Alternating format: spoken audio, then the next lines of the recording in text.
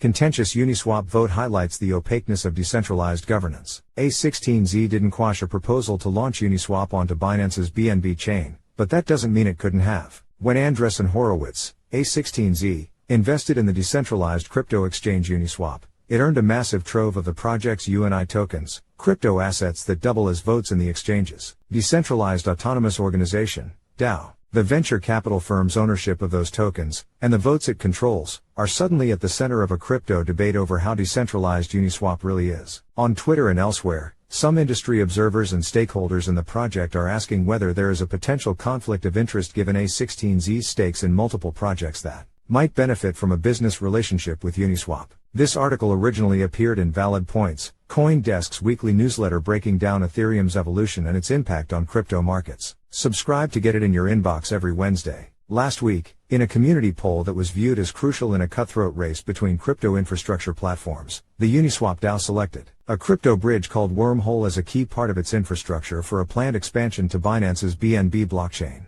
Unlike official, on-chain DAO votes that can automatically execute blockchain code when they pass, this one, hosted on the website snapshot.org, was a more informal temperature check. A16Z didn't cast a vote in the temperature check poll, and its absence from the tally may have cost LayerZero, one of its portfolio companies, the highly coveted spot. A16Z later clarified that it would have voted for LayerZero, but that it was unable to participate for technical reasons. Now an official vote is pending on whether to ratify Wormhole's selection, and A16Z has voted against it. A key question is whether the firm should be allowed to derail or delay Uniswap's effort to move forward with its expansion to prevent LayerZero's competitor from gaining an advantage. So far, A16Z has used 15 million UNI tokens to vote against the proposal, not enough to block it from passing. In other words, the entire issue might be moot in this case, but the issue raises the question of how things might have played out differently if A16Z had made full use of its voting powers.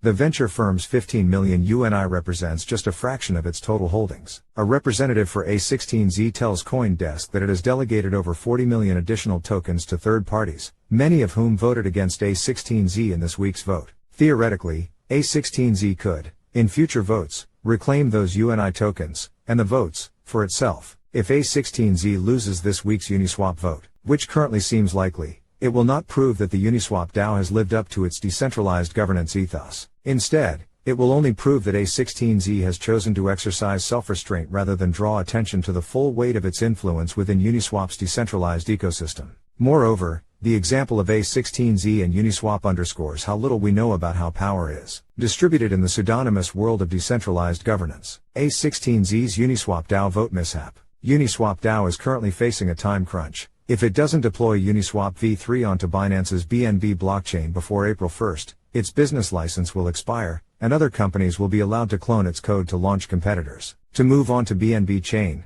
Uniswap DAO first needed to vote to select a bridge platform, a piece of infrastructure that allows users to communicate from one chain to another and, in Uniswap's case, form the backbone of its governance apparatus. Uniswap DAO's governance process frequently feels more procedural than anything else, with most proposals garnering limited community discussion and near unanimous approval. One of the largest issues in governance is voter apathy, said David Shuttleworth, director of token engineering at Binance's VC arm, Binance Labs. Maybe you get 10% turnout, and a lot of those votes are not highly contested. Against this backdrop, the Uniswap BNB bridge vote was uncharacteristically contentious. I think a lot of the community believes rightly or wrongly that the bridge protocol that Uniswap uses for BNB chain will be adopted by other systems. Robert Leshner, the founder of the crypto lending platform Compound, told CoinDesk, given its perceived importance, the race drew a wave of attention as competitors and stakeholders debated the security and flexibility of competing bridge platforms on Uniswap community forums. The Wormhole bridge won the vote, earning 62% versus A16Z-backed LayerZero's 38%.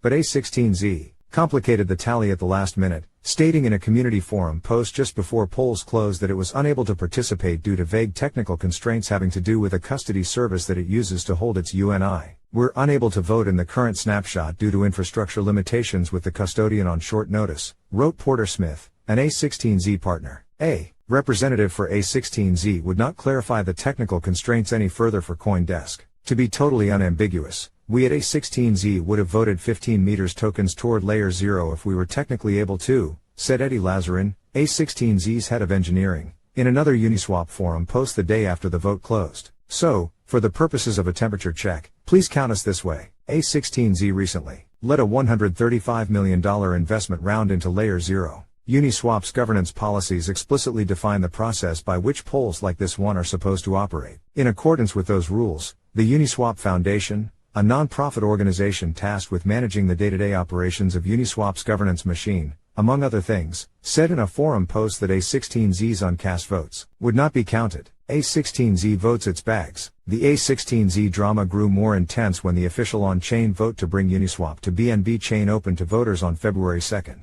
A16Z is the largest voting entity on Uniswap, and its 15 million UNI tokens, voted against the proposal, were enough, for a brief period last weekend, to tilt the vote nearly 70% against the BNB chain deployment. A16Z representatives say the firm's votes were cast against the proposal because of concerns about Wormhole's security. We do not believe Wormhole offers the most secure or decentralized bridging option, an A16Z representative said in a forum post explaining the decision. Wormhole did not respond to CoinDesk's requests for comment. Also, despite supporting LayerZero in the previous vote, A16Z said that it now believed the DAO should hold off on selecting a bridge partner until a formal assessment is completed. Not everyone was convinced by A16Z's rationale. To some, it seemed as if the VC firm was willing to hold Uniswap's expansion objectives hostage in order to achieve a favorable outcome for LayerZero, its portfolio company. These allegations highlight a key tension in the governance of decentralized protocols. Should DAO voters elect in favor of their self-interest, or should they optimize solely for the protocol that they are governing? Leshner, currently the third largest voter in the Wormhole BNB vote,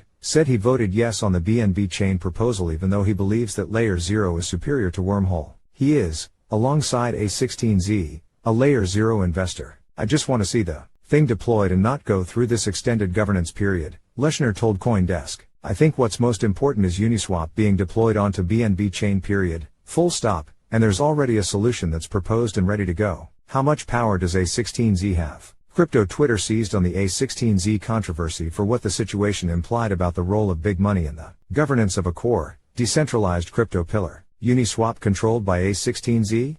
Tweeted Chanpeng Zhao, the CEO of Binance. Binance is, ironically enough, reportedly the second largest UNI holder, though an Ethereum address associated with the exchange has never voted on a Uniswap proposal. A representative for A16Z told CoinDesk that it delegates a large amount of its UNI votes to independent third parties. It does this, the representative says, to ensure that Uniswap's governance system remains decentralized. Among the third parties named by the representative were organizations like GFX Labs, which voted against A16Z and in favor of launching Uniswap onto BNB chain using Wormhole. But the delegation defense leads to another question. How many UNI tokens does A16Z hold in total?